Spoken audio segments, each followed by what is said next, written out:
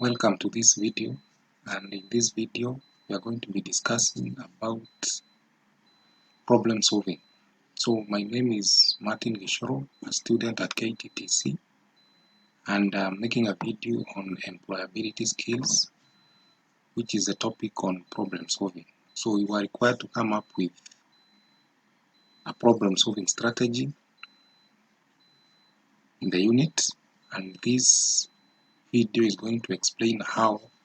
I've been able to identify a problem that has been existing in my workplace for quite a long time and coming up with a solution to the problem. So to start with, the problem that I did identify within the institution that I teach is that many of our students have a lot of cases of missing marks in the units that they are taking, and this arises due to either failing to sit for the final exams or the end of term exams, or even the CATS, continuous assessment tests, or even not submitting the research-based assignments. So that being the problem, I have offered 4 solutions to the problem, and we are going to look at the solutions together with their potential advantages and disadvantages, and also the consequence of the said solution. And then from the 4, we shall come up with the best alternative as a solution to the problem that is identified. So to start with, the first solution that I have suggested to this problem is allowing the students who have fees balances to sit for the exams. So most of the cases, or the students who have missing marks, actually peg their reasons based on the institution not allowing them to sit for the exams when they have fees balances. So an advantage to this is that if this solution is undertaken, then a solution is that it will ensure that students who are unable to clear the fees have the chance to sit for the exams, which will actually eliminate that problem.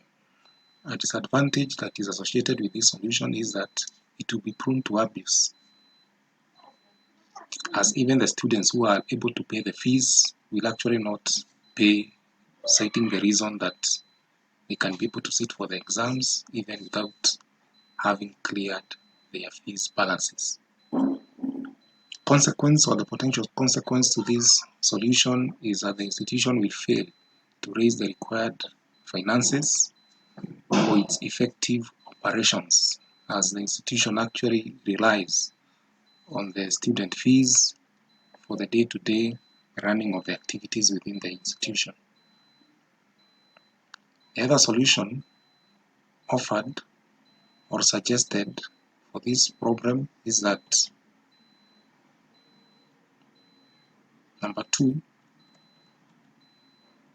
is that the institution to have a strict timetable that will be followed when administering the CATs. So in most cases, the trainers themselves find time within their lessons to administer the CATs, and having a strict timetable, maybe for a week, specifying that CATs are supposed to be done following a certain set timetable, may actually help to overcome the issue of students missing to sit for CATs and will not have a reason to say that they never knew when the CATs were being administered, as there will be a timetable on the notice boards which will be available to the students. The advantage of this is that the students will have no excuse for missing to attend the CATs, as a timetable will be in place. And a disadvantage to this solution is that a lot of teaching time will be wasted, since no learning can actually take place when the CATs are ongoing. So you actually see that a lot of time will be wasted if you set a timetable for issuance of continuous assessment tests. Consequence is that there will be failure to complete the syllabus in good time due to the time that will be wasted in the course of doing those exams. Number 3 is that the students who fail to sit for exams and submit assignments deliberately should face disciplinary actions. This will simply deter the students from actually missing the cards without any valid reason, and the students can actually be able to appear before a disciplinary committee, which may be constituted by the administration, to ensure that any student who has cases of missing marks has to explain and have a valid reason as to why that is happening. And if found to be culpable, then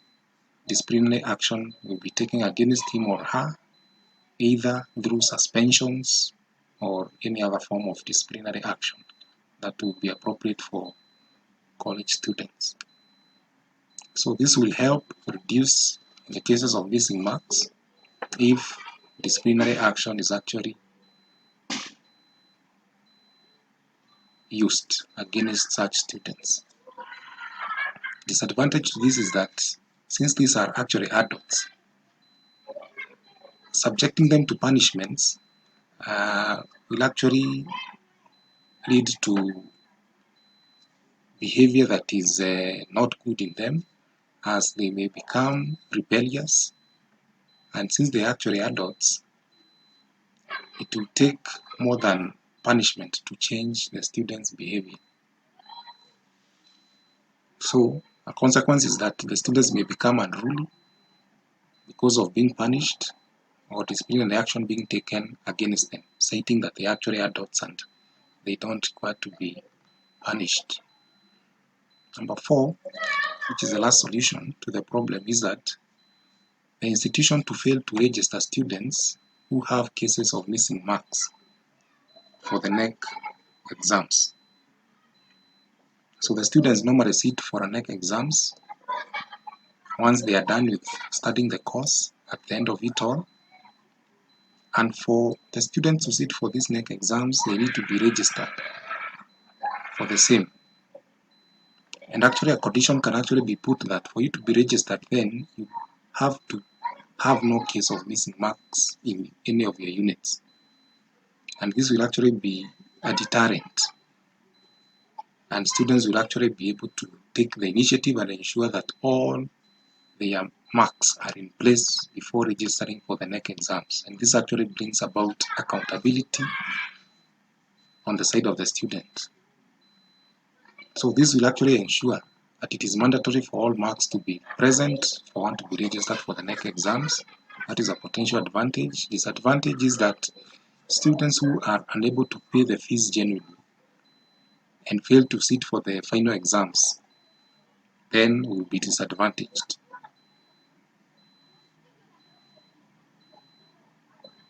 So consequence is that the students will become more accountable of their actions and will actually be able to follow up to ensure that no cases of missing marks occurs within the course of study. So after a thorough evaluation of the 4 solutions, then we need to come up with the best alternative to the said problem. And solution number 4 actually offered the best solution to counter this problem. And the reason behind that is that the students, for them to complete their course of study, and this will actually be marked by them sitting for the NEC exams, they need to have cleared all the cases of missing marks before being registered for the final exam. And since the students actually look forward to sitting for these NEC exams to complete their courses, then it will be a deterrent if you introduce this measure that no student will be registered for the said exams, that is the NEC exams, before or when having issues of missing marks. However, for the students who have fees balances and they are unable to sit for the coursework exams like the CATs and the end of term exams, then such students need to be identified early enough and agreements made on how they need to clear the fees balances and be allowed to sit for all the exams, but an agreement must be in place to show how they will actually be able to clear the balances in the course of time so that the institution doesn't face financial problems while it is ongoing with its operations. So thank you very much, and that is all in the problem solving scenario that we had, and thank you very much.